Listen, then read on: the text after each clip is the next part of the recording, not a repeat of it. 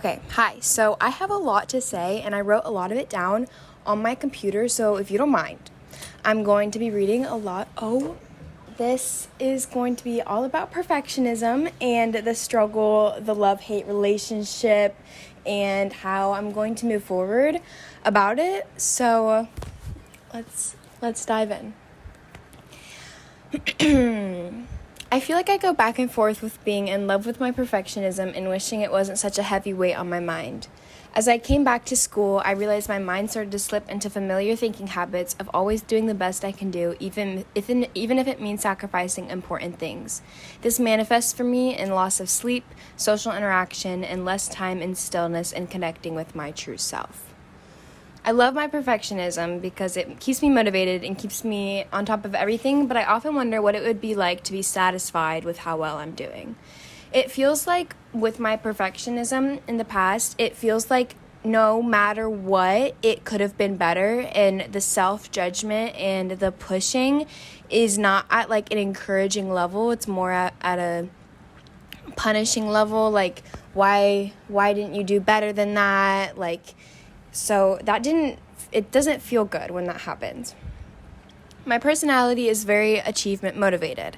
If you know what the Enneagram tests are, I'm an Enneagram type 3, and so I'm very driven by achieving and impressing and being the best I can be. And so perfectionism has always been in the back of my mind as a standard. The perfect grades, the perfect lacrosse player, the perfect video, the perfect body, etc. Before I get into the negative impact this has had on my mental health, I would first like to highlight how it has made me and found so many beautiful things like meditation, a healthy diet, wanting to exercise, learning how to be a better communicator. All of those things I strive for because I want to be the best. And so I've also been led into beautiful things that I'm so grateful for. But when I don't meet the practically impossible standard, then the not so pretty things start to happen. Like I mentioned earlier, like for me, when I start prioritizing performing well at something and then I start sacrificing sleep, like that is so awful and it completely changes who I am and my mood and everything. So anyway, this video idea came to me when I had a slight breakdown this week over a B on an exam I thought I was going to do way better on. Like when I was submitting the exam, I was like, just got 100%, so excited. And then I didn't. I got a B. And there were tears. And this is not a new occurrence for me. I was not surprised by my reaction. I've had a perfectionistic mindset on and off for a very long time. The earliest I can recall being a perfectionist is probably getting into second grade and wanting 100% on all my spelling tests. And the disappointment I felt when I just got one wrong or didn't get the bonus question right. Like even my 100% wasn't good enough if I knew that someone else got 102%. Like truly striving to be the best. And like after crying over my B, this is when I realized I need to overcome my perfectionism or reform it in some way. And in a strange, weird, silly way, it's almost like my perfectionistic mindset is driving me to undo my perfectionistic mindset, because I'm like, this is childish behavior. Crying like after getting a grade, like seriously, and the strive to be like more emotionally regulated and more emotionally mature. So it's strange, but anyway, perfectionism defined by the web is a broad personality trait characterized by a person's concerns with striving for flawlessness and perfection, and is accompanied by critical self-evaluations and concerns regarding others' evaluations.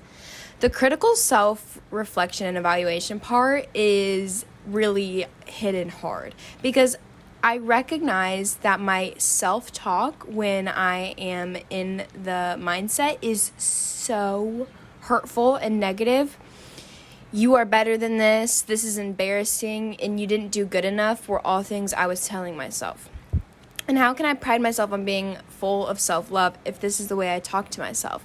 Like, I like to think that I'm a person that treats myself with such kindness. Like, I feed myself well, I work out well, I am nice to my, environment, like I treat my environment well, like I clean up after myself, and I just think I set up a mindset of self-love. Like I treat myself so well.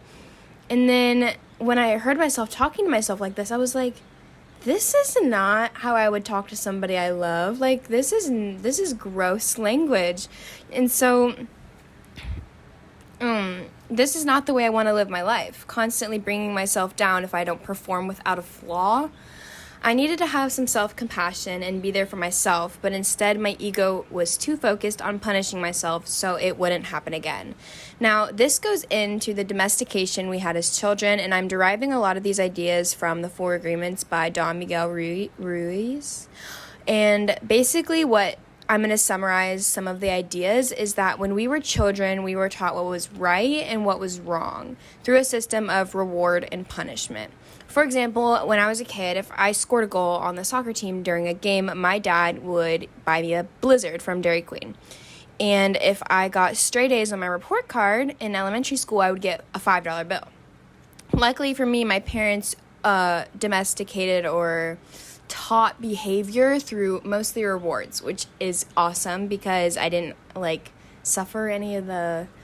I mean, obviously if I did something bad, right, if I got caught sneaking out, then I was grounded, but anyway, I'm grateful. My parents were good. And as a kid, there was still that sense of wanting to make your parents proud. And so I learned to do this throughout my childhood. And when I grew up, I adopted this mindset of impressing myself and others as a measure of being right. So as a kid, obviously I was like, Mom, look at me, look at my cartwheel, look at my grades, look, I got 100%, the wanting to impress somebody else, especially your parents. And then, okay, you grow up, parents aren't that, maybe your parents are still involved in how you perform and things, but as I've gotten out of the house, and now I'm who am I impressing? Me, who's watching over me? Me. So there's these two people inside of me, the one trying to impress the other, and then the other being harsh on the one. And anyway, it's so hard. And a quote from the Four Agreements is, whenever we hear an opinion and believe it, we make an agreement, and it becomes part of our belief system. As we were domesticated as children, we heard and believed many opinions about what is good and bad and incorporated it into our own justice system of how to be. In order to heal from my belief system that didn't have space for errors, I had to change my agreements I had in my mind about being a good student or a good athlete or a good girlfriend or whatever it may be. So, I have to hold myself to a kinder standard so that way I can breathe when I mess up. This is when I recognize that my identity has become very attached to my ego again. So if you don't know what the ego is, the best way I could try to describe it is the ego is the I, is the one that's saying I am a student, I am a athlete, I am whatever. So those are all the I statements. That's the ego that's attaching to identity. This is saying, this is who I am. And if my validation was coming from the ego being satisfied, getting good grades, then I really needed to look at the deeper problem, because that means I'm not satisfied with myself on my own. How I should be able to love myself and be kind to myself even if I get an F, my love, true love is unconditional, and I've been loving myself conditionally. And that doesn't feel right. I'm this is not making sense. So I've needed to loosen my grip on my hold on academic validation and success and step back and say, okay, I got a B, and that's okay. It doesn't mean I love you any less. It doesn't mean you're any less good of a person. Oh goodness gracious. So as I was doing my research about perfectionism, I was coming across solutions, and the first thing I found was to lower and accept a lower standard. And I was like, absolutely not, though. I'm trying to heal from a perfectionistic mindset, and they're like, don't strive for perfection. And I'm like, no. of course I'm still going to strive for my 100% on tests. Of course I'm still going to, you know what?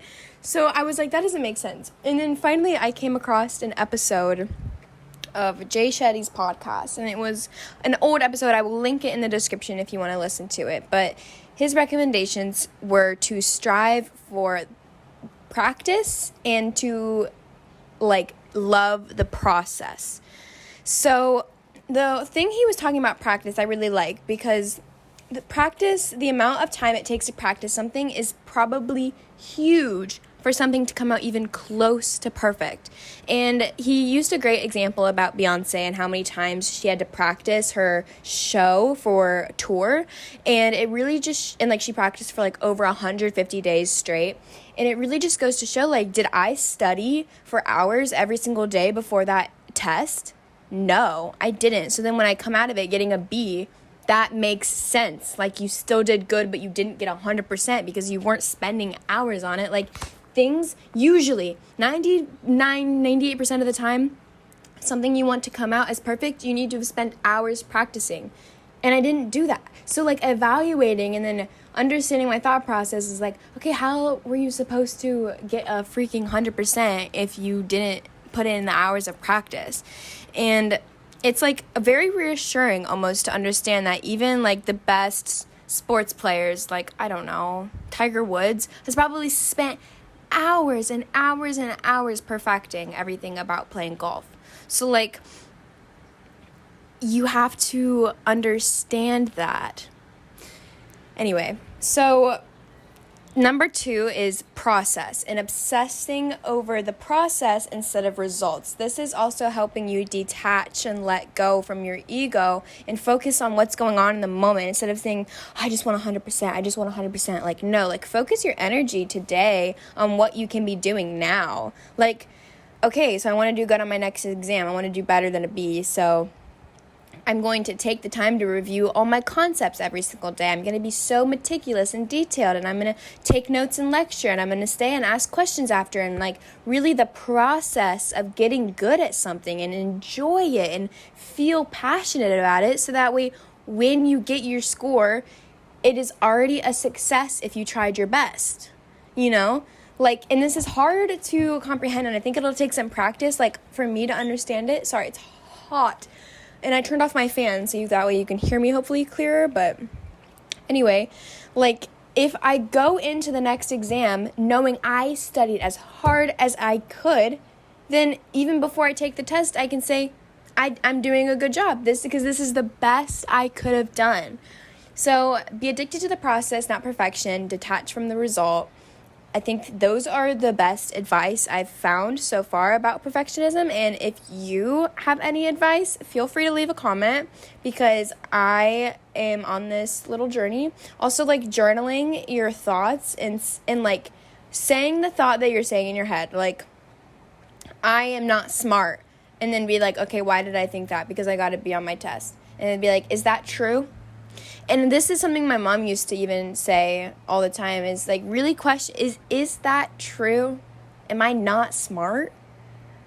No, I'm smart, you know? So like our thoughts are liars sometimes, and the people in our mind can lie, and we don't hold them into account. We just let them lie and gossip about ourselves anyway. So really reflect and understand, and moving forward, I think I'm going to also just work on having a lot of self-compassion, and I have been a lot better this week, like even about like working out when I didn't feel like lifting on Friday because I just started my period and I had the worst cramps ever. I was like, okay, you don't have to go. Whereas a month ago, I would have gone to the gym even though I didn't want to. And like, I think there's such a fine line between like grit and determination, and also like understanding that the world's not going to die if I like don't go to the gym today, or it doesn't mean I'm not going to go tomorrow, you know? So I don't know, self-compassion, letting myself just go on a walk and not having that all or nothing attitude about it, and like it's okay. So anyway, that's my love-hate relationship with perfectionism and the struggles and everything about it. Hopefully I'll keep you guys updated about it. I think I'm on a good path, and thank you for listening.